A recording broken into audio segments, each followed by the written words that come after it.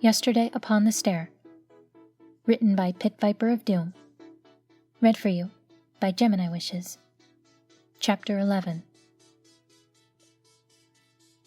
Last day of school before the sports festival, my boy, All Might says. How do you feel? There are a few too many answers to that question for Izuku to pick just one. In the end, his brain is so cluttered with adjectives that his mouth jumps the gun, and what comes out is hungry, mostly. It's not his fault All Might decided to pull him aside for a conversation right when class let out for lunch, but here they are. Before Izuku has the chance to get embarrassed, All Might gives a good-natured chuckle that puts him at ease. I think I walked into that one, he says. Don't worry, I won't keep you long. Izuku tries again. I'm nervous, I guess. I'm trying to prepare myself, but I'm also trying to not think about it too hard. Don't avoid the thought too much, my boy, All Might tells him. That's a good way to get overwhelmed when you come face to face with it. Pursing his lips, Izuku makes a noncommittal noise and tries to ignore the ice-cold feeling in the pit of his stomach. It's usually easier to ignore. Most fear is. But when he thinks too long about the upcoming sports festival, it grips him like cold claws. I've seen you in training, All Might continues. You're getting faster, and your reaction time is improving. There's a warm tone in All Might's voice as he says this, and it melts some of the ice in Izuku's veins. In spite of himself, he looks up and brightens when he sees that his teacher's ever-present smile has a hint of approval in it. I've been practicing, he says, before he has the chance to think better of it. Oh? All Might sounds interested, and Izuku could kick himself because now he has to elaborate. Not far, Mishimura pauses in the midst of drifting around, keeping a lookout to offer up an encouraging grin and a thumbs up, which is nice of her, but not very helpful. One of my mom's friends used to be a yoga teacher, Izuku says. She knows some fitness people, and I've been getting self-defense advice. He glances at Mishimura with just a brief flicker of his eyes. I figure I'm already pretty strong, even without one for all, so if I just apply it... Lies are easy if he includes enough truth in them. All Might's grin widens. Excellent idea. For a split second, he looks almost sheepish. I ought to have thought of that sooner. Well, in any case, it seems to be working. Nearby, Mishimura's smile fades, and she shifts uncomfortably to a different stance. Izuku blinks at her, hoping he's conveying his concern to her without catching All Might's attention. This is good. All Might goes on, unaware. Come to think of it, I've been neglecting basic hand-to-hand with you. His brow furrows thoughtfully. I've been hesitant because of the strength difference between us, especially since you're still strengthening yourself to use one for all. Still, I'll have to remedy that. I'll be in the audience during the festival. I'll see where you are, how you can improve, and shift my training strategies accordingly. Izuku shifts from foot to foot, cringing slightly at the stab of guilt he feels in his gut. He could have asked All Might for help with this earlier, but instead, he's been so caught up in the excitement that he's left his own teacher in the dark, purely by accident. He'll just have to make it up to him by doing well in the festival. A thought occurs to him then. How much time do you have? He asks. You said your time limit went down after what happened at the USJ. Not to worry, All Might assures him. I've been keeping to the teacher's lounge for that reason. I only stepped out to discuss the sports festival with you one last time. It's still 50 minutes, right? Izuku can't help but press the subject. It went down so fast. Mishimura reappears at his side. The Todoroki kid's coming, she warns, and Izuku's mouth snaps shut on instinct as he turns in the direction she's just come from. Sure enough, his classmate rounds the corner a moment later, pausing in mid-step when he catches sight of them. His eyes snap up and Izuku is almost embarrassed that he's only just noticed Todoroki's eyes. They're mismatched. The one on the right is dark brown, almost black, and the one on the left is pale blue. How has he never noticed that before? Probably because Todoroki has literally never talked to him before. Not that that's a surprise. As far as Izuku can tell, Todoroki doesn't really talk to anyone. Afternoon, young Todoroki, All Might greets him. Izuku, still feeling jitters after Todoroki came so close to overhearing, manages a nervous smile and a wave. Todoroki's flat expression never changes. For all that he rarely looks in Todoroki's direction, Izuku has never seen him with any other, and he offers a polite smile in return before moving past them. He's gone, Mishimura remarks, and Izuku blurts out one of the thoughts at the forefront of his mind. He's the one to beat, isn't he says. It's not a question. Don't focus too much on just one of your classmates, my boy, All Might reminds him. Every student in your grade will be competing, after all. You have plenty of competition to beat. That certainly doesn't help his jitters. Izuku takes a deep breath and blinks hard, hoping to ward them off. Now's not the time to get shy, young Midoriya. All Might claps his shoulder lightly. Time limits aside, it's still enough to rock Izuku on his feet. Unless you don't feel ready. No, he doesn't feel ready. If he had months to prepare, he wouldn't feel ready. He has a quirk he can't control and an army's worth of classmates looking to crush the competition. And yet, I'm doing everything I can to prepare, he murmurs, half to himself. I don't think there's anything else I can do, aside from what I'm already doing. Then there's no point in being nervous, now is there? All Might says. Try trusting yourself, Midoriya. Izuku takes another deep breath and lets it out. Guess I'll have to. The day of the festival arrives. Izuku wakes that morning to the feeling of Rei tickling his nose and stumbles his way through getting dressed, eating breakfast, and a hug from Mom. I'll be watching on TV, she whispers in her ear. Good luck, sweetheart. Thanks, Mom, he murmurs back, and he's out the door after that. He's surprised when Rei doesn't follow him immediately, but not worried. He'll be late if he doesn't get going, and she'll catch up. She always does. He makes his way to school in a mental fog. A fog is better than raw nerves and growing panic. Just a calm, muted buzz as he goes along. Not for the first time, he wishes his mother could have come, but security is tight and the live seats are more for talent scouts than parents. Besides, she gets just as nervy and panicky as he does. If this festival is going to involve what Izuku thinks it will, then it's probably a good thing that she'll be at home. It would be nice to have Rei along for a distraction. What's taking her so long? He reaches the stadium, and his eyes slide up and further up. The facility is huge, and crowds are forming as spectators and pro heroes looking to scout out promising students gather near the entrances. Izuku gives them a wide berth, and heads for the much quieter student entrance. He braces himself, hoping against hope that he won't run into any of the kids from 1B, or that one Gen Ed student. What was his name? Shinso, that was it. All Might was right. There are a lot of people to beat in this competition. A shiver runs through him. He stops, surprised. What was that shiver for? Is he afraid? Nervous? No. Well, yes, he is, of course he is. It's impossible not to be. And yet, he's excited. Hey, Midoriya! Deku! The fog in his head begins to lift when he hears Kirishima and Uraraka's voices. His classmates are coming in from another direction, waving for his attention, and he jogs to meet them. Uraraka's grinning, but it's not her usual cheerful smile. She's grinning like she's ready to punch someone in the teeth. You ready for today, Deku? She asks. He tries to match her smile, but he's not sure his face was built for an expression like this. Even though, apparently, he can smile like he's about to eat a baby. Ready as I'll ever be. I'm so pumped. Kirishima fist pumps for emphasis. I was born ready. Bring it. Izuku finds himself laughing, and some of the nervous knots in the pit of his stomach loosen. It's hard to be anything but comfortable around Kirishima. Does this make us rivals for the day? Whatever. Uraraka punches the air. You can be rivals and friends at the same time. I guess so. Izuku's not really an authority on having friends, so he can't comment. Man, Uraraka, you're really psyched for this. Kirishima laughs. How do you feel, Midoriya? Well, I guess I'm...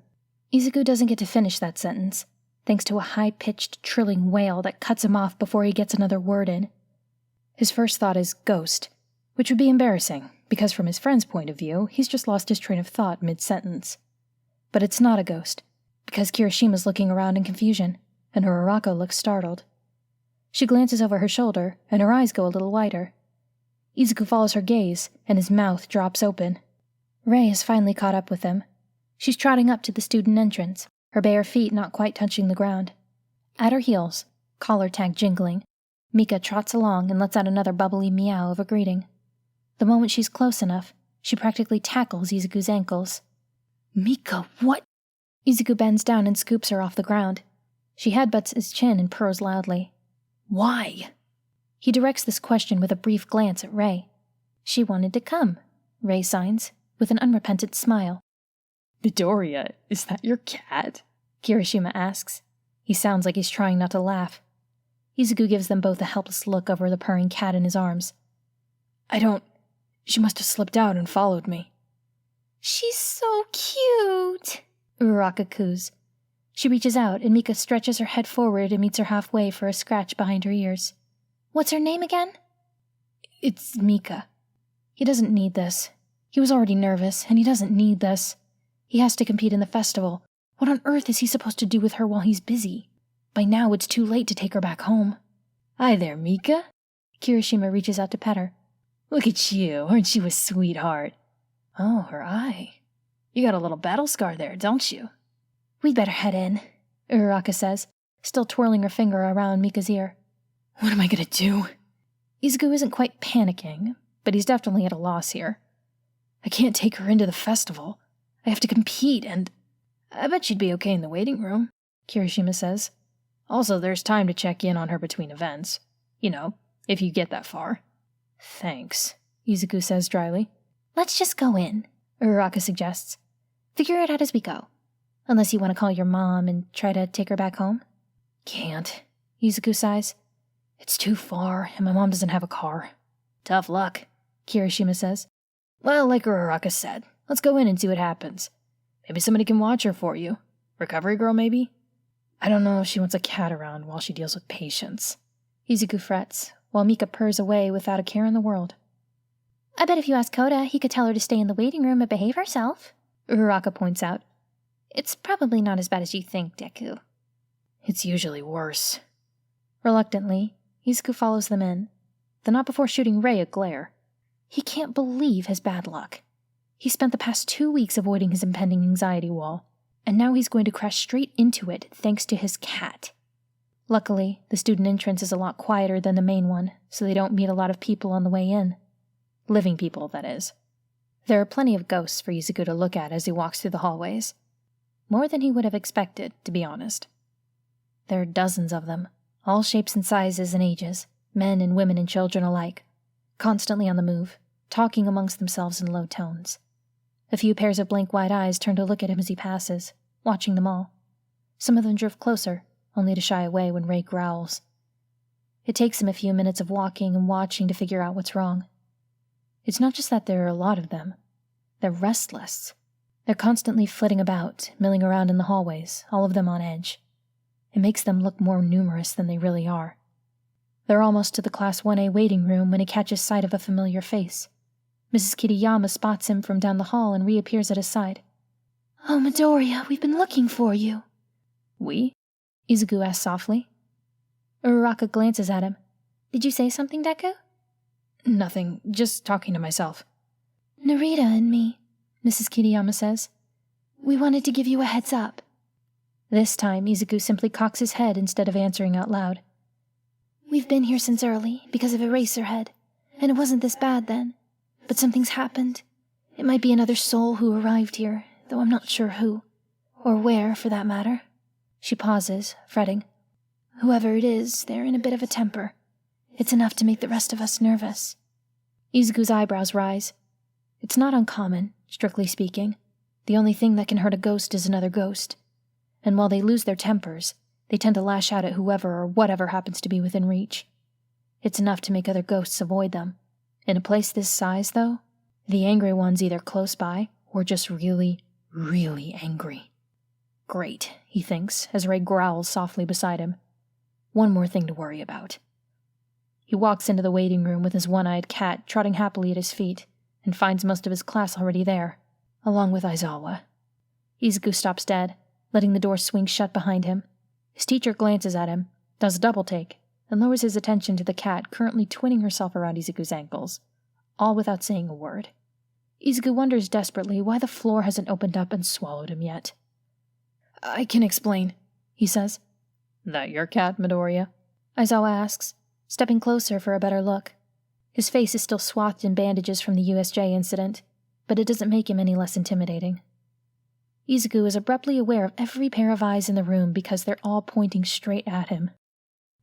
Yeah, but I swear I didn't bring her on purpose. She must have slipped out and followed me here, and by the time I noticed, I was already outside, and it was too late to take her back, so... His voice trails off. Aren't you pretty? Hagakura's voice makes him jump. He hadn't even noticed her come up. Now she's crouching in front of Mika and... petting her, Izuku assumes. It's a little hard to tell when Izuku can only see the position of her clothes. Midoriya, what's her name? Mika, but... Hi there, little Mika. Hagakure is thoroughly charmed, and some of the other kids are coming closer. Ashido pops in, one hand braced on Hagakure's shoulder. Ooh, let me pet her next. The look that Aizawa gives him is nothing short of long suffering, and Izuku kinda wants to die, just a little. Rei, Uraraka, and Kirishima certainly aren't helping by laughing at him. Oh, you poor thing. Ashido pipes up again, cooing at Mika as she gives the cat a scratch under the chin. Midoriya, what happened to her eye? I don't really know. Izuku fidgets.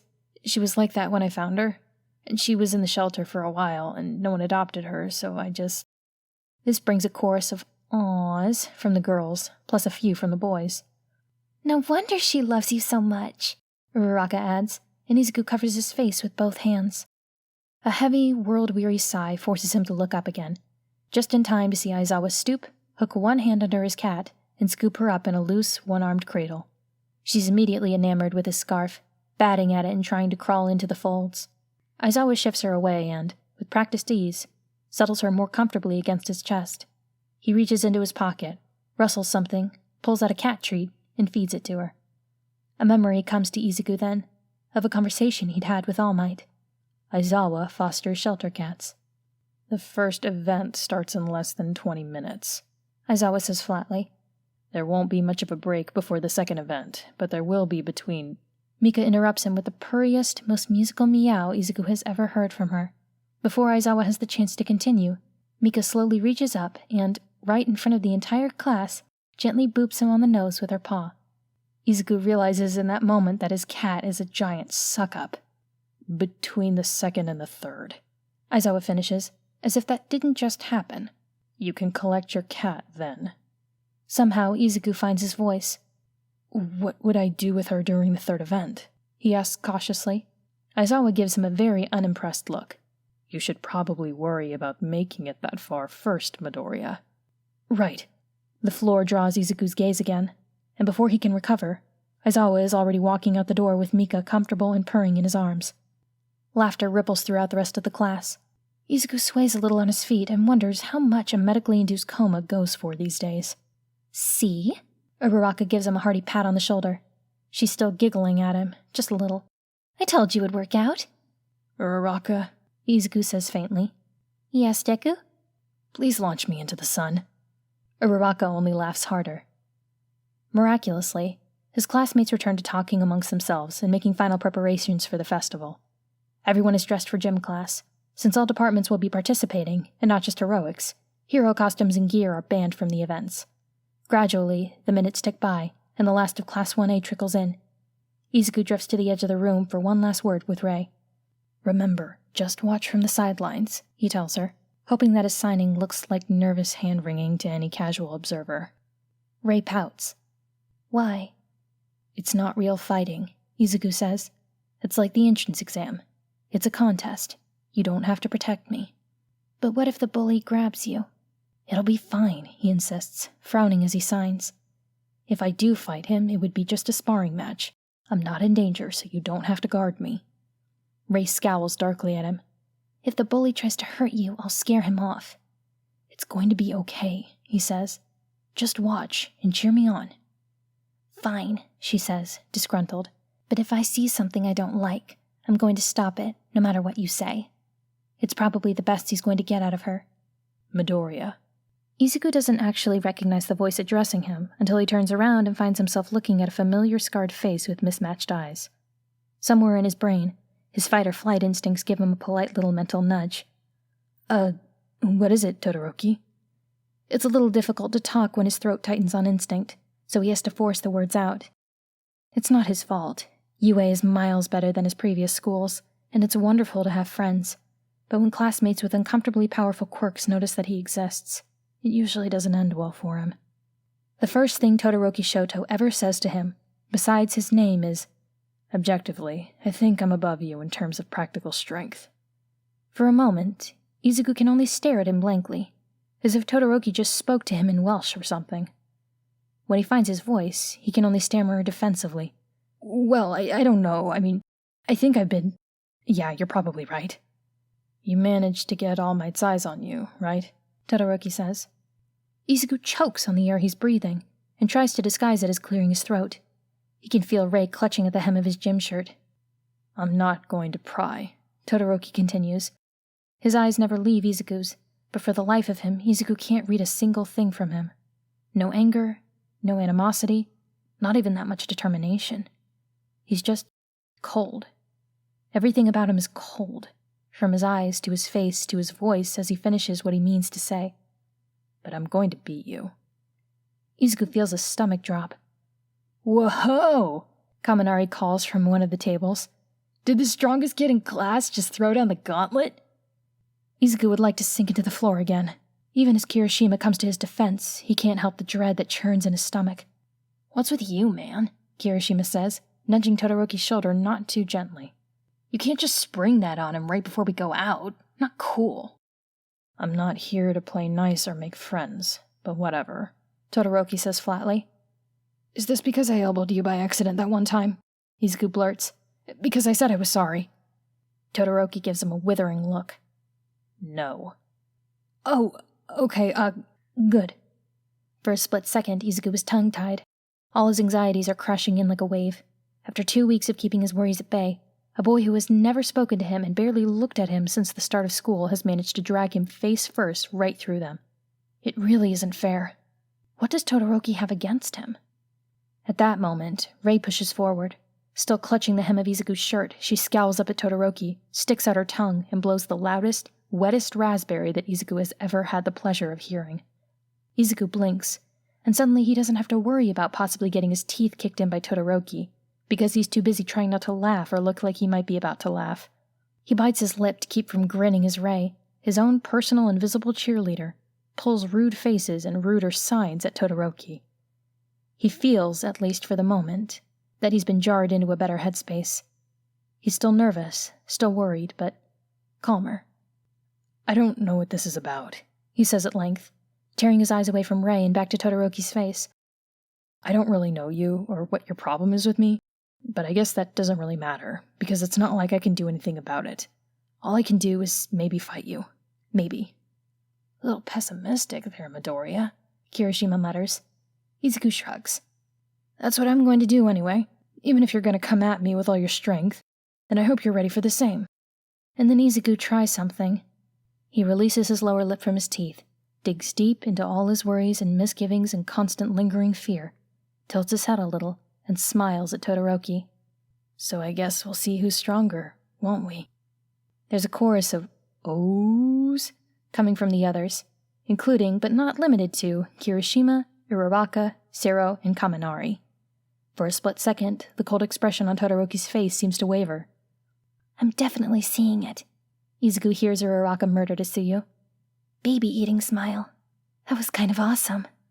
Tsuyu grins. Right? There's no time to talk after that. Their cue comes to make their way outside, and Izuku ends up near the head of the pack with Ida as they step out into the sunlight in a packed stadium. His heart pounds in his chest, but it's not fear and it's not nerves. For the first time in his life, he's surrounded by people who aren't just gleefully waiting for him to fail. They want to beat him, yes. They all want to win, and that means beating him, among other things. But they're not looking down on him, mocking him as the weak one. They're eye to eye, and they see him as a rival and a threat. They see him not as someone to beat up, but someone to beat. His mother is watching from home. His teacher, his idol, is watching from the faculty seats. And his best friend will be watching from the sidelines. He's never felt like this before. It's definitely something he could get used to.